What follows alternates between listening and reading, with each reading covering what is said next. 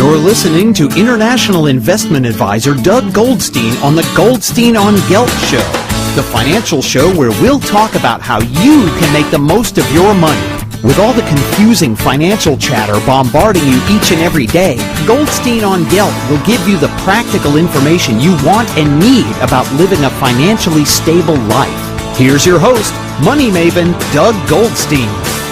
Okay, we are back. We are talking to Shira Deitcher, who is a budget counselor and teaches financial education to young adults and Olim.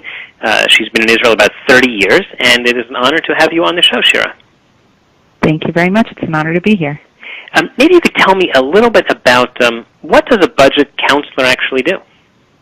I basically help people learn to live within their means. We figure out what their income is and what their expenses are, play around with the numbers, and try to teach people to make it through the month without going into debt. I gotcha. Is that more of a philosophical discussion you have with people, or is it a practical one? There's a lot involved. There's a lot involved. These things are ingrained in people from a very early age, and it's very hard to change habits, but the numbers are the numbers, and that's what we have to work with. Yeah, it always seems that people don't much like that whole numbers thing. No, people are afraid of the numbers, and they tend to ignore them. Statistics show that about 15% of the people in this country budget. 15, but actually budget, I mean that 85%. 15% actually do budgeting. Sit down and figure out the numbers and plan the month. Wow. That's, I guess, underwhelming for the amount of people who probably... And what percent of the country is in overdraft? At some point in the month, about 75%. Wow. Boy, I think you'd have 75% of the country should be your client. They should be, but people tend to ignore the situation until it gets really bad, and that's when they show up, unfortunately. But what we try to do is educate people at a young age how to manage their finances, their household finances, and live within their means. When you say at a young age, it sounds like you're referring to sort of young married couples, but my experience with even teenagers is they seem to know very, very little. In fact, my daughter, who's in high school, said that her teacher came in and started talking about basic, checkbooks and bank accounts, and my daughter said, I was the only one in class who understood what was going on. Is it true that young teenagers really don't know anything, and is there anything being done about that? We're trying to get into the school system. I also work for an organization called Chaim Beplus, and we have a whole educational program that's been approved by the Ministry of Education, and we're trying to get it into the schools, but it's not an easy thing to do. People have a hard time believing that you can actually live within your means. There are generations of people here already who have been living with overdraft, and they don't really believe that you can teach their children how to do without it. Doesn't it eventually catch up with them? It does absolutely eventually catch up with them. Also, it's not a pleasant way to live when you know constantly that you're in debt. You can see from the television also, a lot of the programs now are dealing with it. You have many programs where people are living with 2 cars and fancy vacations and all kinds of things, and they're not sleeping at night. Mm-hmm. So it's out there. It's out there. It's definitely out there, because at some point it has to come to an end. The bubble pops. Yeah, I guess it pops everywhere. Exactly. In this program that you run in the schools, what sort of things do you teach?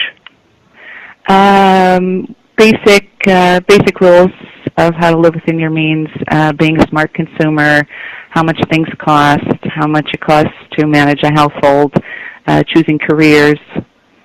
Oh, wow. How much cars cost. Yeah, cars always seem to be a real issue. People feel that, well, I've got to have a car, otherwise how will I get around? And I frequently tell them that it looks like taking taxis would ultimately be cheaper because you don't have to buy the car, you don't have to pay the insurance and the parking. It depends. It all depends on what your needs are, but people don't realize what kind of an expense it is. They don't realize that there are a lot of things involved. There's the insurance, and there's the test, and there's the registration, and there's the gas, and there's the maintenance. And they look at one number and say, oh, I can do that. And then when they start to incur the expense, it gets to be a bit much. Also, people have to go back to the basics. We really have to figure out what's a want and what's a need. What's essential and what's a luxury. And things that used to be luxuries in this country have become, everyone has one, and people think already that it's a necessity, and it's not. It's still a luxury. So we try to teach the difference between wants and needs. So if you obviously speak to many people, what would you think is probably the most common budgeting problem that people have? They just don't budget. That's the bottom line, I guess. That's the bottom line, is that people just do not look at the numbers. Uh-huh. And also I find many times when I do budget counseling that people will look at the numbers at the end of the month and not plan at the beginning. And you really have to take those numbers and plan at the beginning. You have to realize what your income is and figure out where you're going to spend it, because if you wait until the end of the month, it's too late to do anything about it. That's a good point. I find, the radio show is only a once-a-week gig that I have. My day job is I run a company, Profile Investments. I do financial planning and investments with people, and I talk to them about goal setting. I think a lot of the types of things that you do, and I bring the husbands and wives in together, and very often it's frankly not as much discussion about money, but about how they see money themselves and how they see it very differently from one another. Do you find that something you deal with?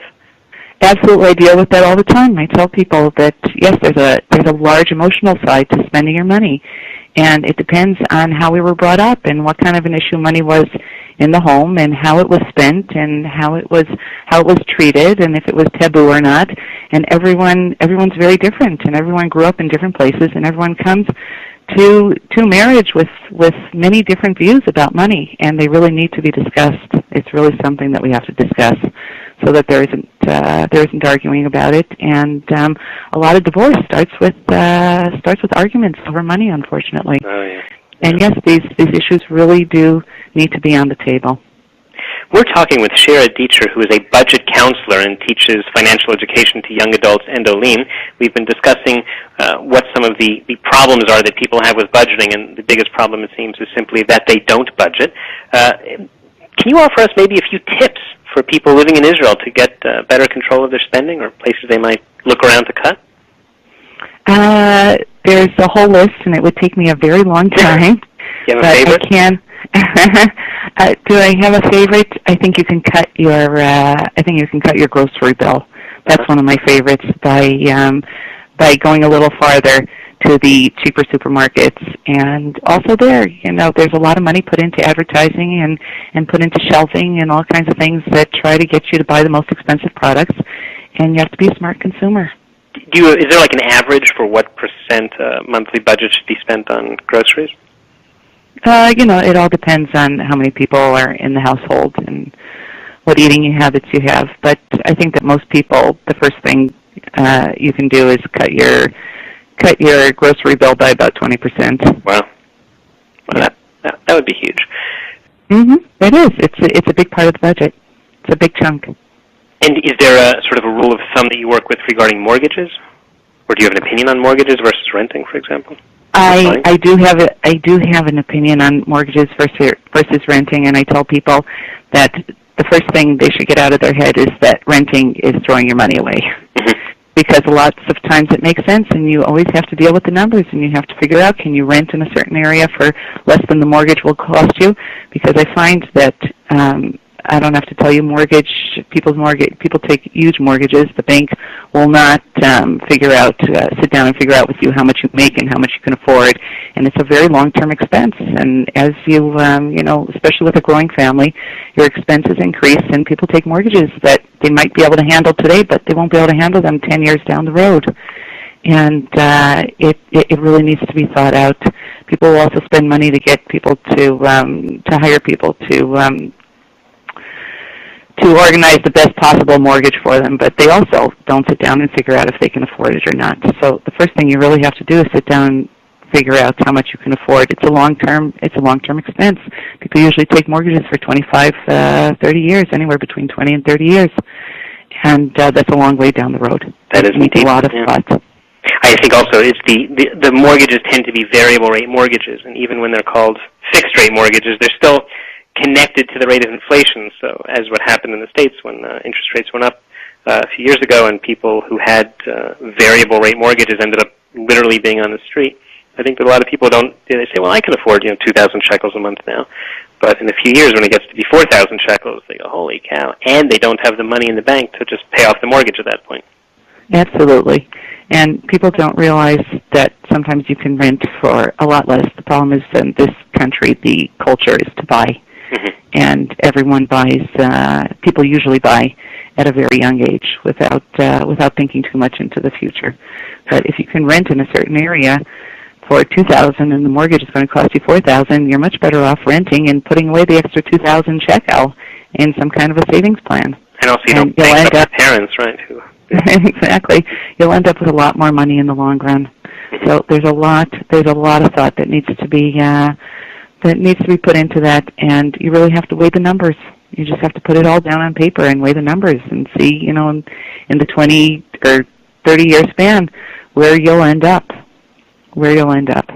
and which numbers are higher. We're talking with Shira Deitcher, who's a budget counselor, and I think it's important, we're just about out of time, but maybe you could just wrap up with this question, which is, in my office, right, where I deal with investing, I think there's a lot of confusion about what is investing in financial planning and budgeting, and people will just come and assume that I can talk to them not only about stocks and bonds, but about which is the best grocery store to shop at and how they can lower their expenses. And I always tell them, you really need to speak to an expert in budgeting. I look at the bigger picture, right? Altogether, how much could you be spending on a monthly basis? But that's not my specialty. Do you describe to people the difference between what it means to be an investor or a financial planner versus someone who has a good budget?